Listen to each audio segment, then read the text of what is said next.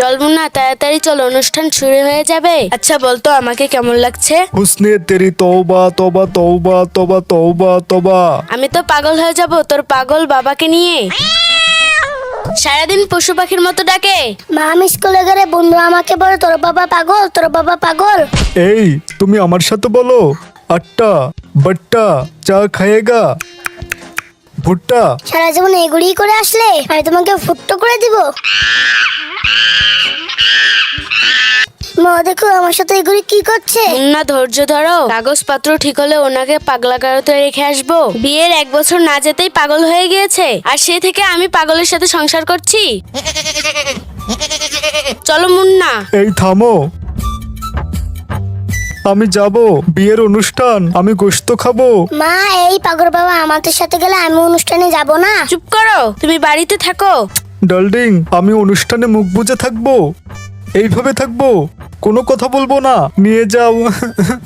আচ্ছা ঠিক আছে, কোনো কথা বলতে পারবে না। এই পাগলটাকে নিয়ে আর পারা গেল না। এ এ এ এ এ এ এ। চলো।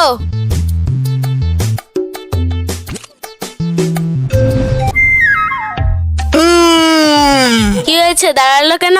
ডার্লিং আমার তো শেষ, আমি এখন কি করব? শেষ দেখেছো মা আমার পাগল বাবার নাটক। যাও ওই দেওয়ালের পিছনে করে আসো। আমার পেয়েছে, আমি কি করব? আমার পেয়েছে, আমি কি করব? ওদের কাছে আইফোন আছে, আশেপাশে কেউ নেই, পিস্তল দে, লুট করতে হবে, যা আছে সবকিছু দে, আইফোনটা দে। ওর পকেটে কি আছে বের কর, তাড়াতাড়ি বের কর। কি তোমরা? আমরা ডাকাত ভাই, চলো। আরে থাম, আরো কিছু লুট করা বাকি আছে। হ্যাঁ?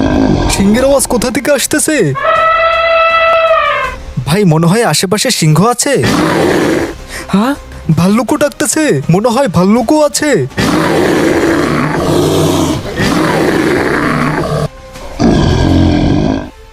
এখানে মনে হয় অনেক হিংস্র প্রাণী আছে, পালাও।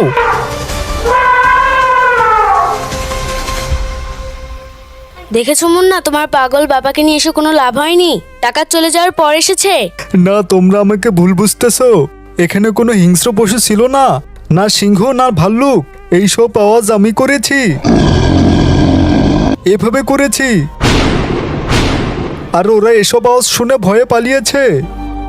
মা আমরা বাবাকে জঙ্গলি পাগল বলতাম, এখন জঙ্গলি আওয়াজ করে আমাদের জীবন বাঁচিয়েছে। বাবা মাফ করে দাও আমাদের। ভিডিওটি ভালো লাগলে একটা লাইক দিয়ে দাও।